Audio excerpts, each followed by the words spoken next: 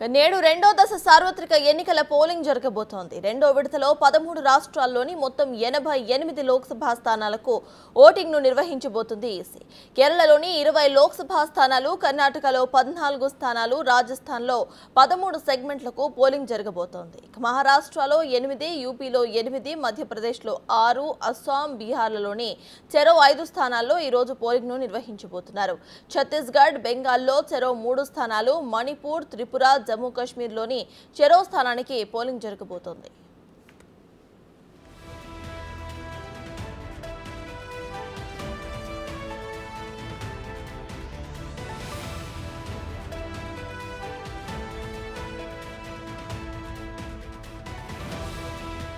ఇప్పటికే ఆయా నియోజకవర్గాల్లో పోలింగ్ కు సంబంధించిన ఏర్పాట్లు పూర్తయ్యాయి. ఉదయం 7 గంటల నుంచి సాయంత్రం 5 గంటల వరకు పోలింగ్ జరగబోతోంది. ఎన్నికల బరిలో జాతీయ జనతా పార్టీ, కాంగ్రెస్ పార్టీ సహా పలు ప్రాంతీయ పార్టీలు కూడా తమ అదృష్టాన్ని పరీక్షించుకోబోతున్నాయి.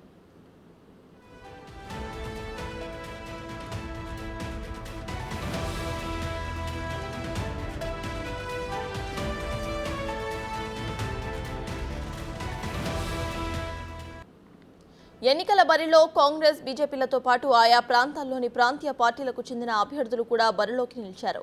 ఈ దశ పోలింగ్లో వయనాడ్ నుంచి రాహుల్ గాంధీ, రాజ్నందగావ్ నుంచి భూపేష్ బఘెల్ బరిలో ఉన్నారు. ఇక బెంగళూరు గ్రామీణం నుంచి డీకే సురేష్, బెంగళూరు సౌత్ నుంచి తేజస్వి సూర్య, మాండ్యా సెగ్మెంట్ నుంచి హెచ్డి కుమారస్వామి, తిరువనంతపురం బరిలో శశిధరూర్ ఉన్నారు. ఇక జలోర్ నుంచి వైభవ్ గెహ్లాట్, జోధ్పూర్ నుంచి కేంద్ర మంత్రి రాజేంద్ర సింగ్ షెకావత్, మీరట్ సెగ్మెంట్ నుంచి అరుణ్ గోవిల్, మధురా స్థానం నుంచి హేమా మాలిని ఆయా పార్టీల తరపున బరిలో ఉన్నారు.